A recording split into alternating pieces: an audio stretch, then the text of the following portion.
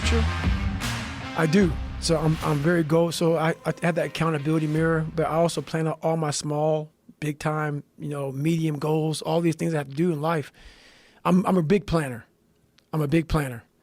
So, right now I'm going back to scratch. So I'm trying to be a wildland firefighter. I did that for a couple seasons. You can do that now? Yeah. So I did it for two, not full seasons, but 2 half seasons. So this year was my second year doing it. I had to stop about 2 months before it ended because of this book, to start promoting the book and start finishing the book up. But I've been doing that for 2. That's some fucking work, man. Those fucking guys get after. What made you decide to do that? The work, like when your hands stop becoming really calloused, it's time to get back to work. Like I retired from the military. I did 21 years in the military. The military was my life. Loved everything about it, the discipline of it. There's something about going back, and the money you make is nil. It's not about the money at all. It's just about the hard work. I've always been looking for those people, like those guys, like you're out there digging a 3-mile fire line, literally a 3-mile fire line. You're cutting down these fucking huge ass trees to dig this fire line. And the fire line is like 20 to 18 inches for 3 miles.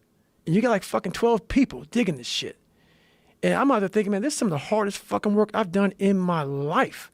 And it's that challenge that you can't find sometimes by going to the gym or by running, a 100-mile race. It's that new challenge of like, hey, and you get done digging, all right, you work 17 hours, 16, 17 hours, you get your fucking little fucking sleeping mat out, shack down, boom, right there on the floor, right there on the ground, get up, dig some more. Be out there 2-3 weeks sometimes, man, just doing that shit. And there's great satisfaction in the kind of work that you do out there. No one's watching. No one gives a fuck. It's hard, dangerous fucking work. And, you're doing it to help shit out, man, How did you get drawn into that? So I got drawn into it because I was always looking for the next challenge. And I was like, okay, what is there after the military? What the fuck is there, man? I'm 43.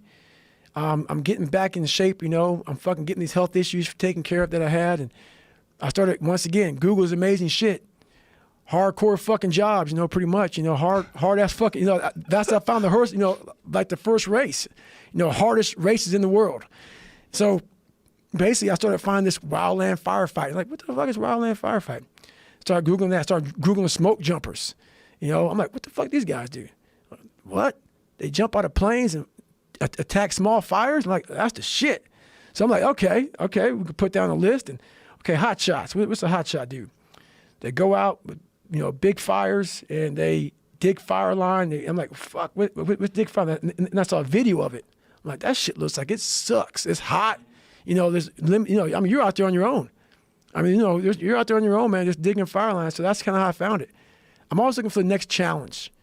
I'm never satisfied with, I did that. Like, I became a SEAL. I was an Air Force guy. I became a SEAL. I went to Ranger School. I tried out for Delta Force twice.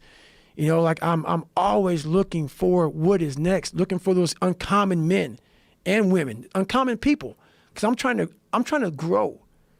I'm trying to grow. And a lot of times, you don't want to be the only person that's making yourself grow. You're looking for those Cameron Haneses, those Joe Rogans, those people who are like just different. People who understand what the fuck you're saying, because a lot of things I have to say, I can't say them all. You may not understand them. So I had to really find a way to communicate with people so they don't think, oh my God, like, what? What did you just say? So these Cameron Haneses, these Joe Rogan, these people get it. So I go in those little nucleus spots, get a little more strength, get a little more knowledge, get a little more tools. Take those tools with me, put in my tool shed, and I go off down the road on a new journey. So that's what I do. Well, the proof is in the pudding if you're really doing woodland firefighting, because there's no glory in that. No, sir. No, there's no fame. There's no one taking pictures of you. No, and that paycheck is small, son. I'm a fucking make you want to. Should I eat today? Yeah. Wow. Yeah. There's nothing involved in that, man. They work their ass off. So, but you're just doing it as a challenge. That's it. Did they freak out when you're there? You know what? I think they're wondering, why is a 43-year-old retired man, all the stuff you've done, why are you out here? Yeah. And I explain it to them when I'm out here. I'm out here to learn from you all, to grow. and also to never forget where I came from. You know, that's where it starts. It's that mentality of I'm gonna pick up that fucking Pulaski and I'm gonna dig this fucking fire line for 3 damn miles. That's that mentality I never want to lose. I never want to get so nice with, oh, yeah, I did it, man. I did it. I did it, I'm good. That mentality of I'm willing to pick up that shovel and I'm willing to dig a 3-mile line, there's something about that mentality that I'm ready to go to work at any time. And that's what keeps me, those are the sparks. Like, you know, I look at motivation as just a spark. It's like kindling. You know, how a big fire starts, it starts with a little smoke. It starts with a little cigarette being thrown in the woods. Next thing you know, all California's fucking burn up. That's what I've been doing my whole life, is I find these little sparks. And once that little thing takes off, that's a 1 hour fuel. Then you got 10 hour fuel. Then you can move that thing to a 10,000 hour fuel. These big logs and big trees that burn for days. And that's where you want to bring that motivation. That's where you want to bring that drive. So if you have no kindling, the kindling is me going out with these young guys saying, all right, motherfucker, you're 43. It's a 20-year-old. Keep up with them. That kindling now, when I leave those young guys, it has now become that 10-hour fuel. And now that 10,000 hour fuel that I use throughout my whole life. I use that throughout my whole life, man. Hey, this summer at 43, you went out there and you did that, man. So, you know, you're not giving up yet. You're not done yet. Not today. You're not done today.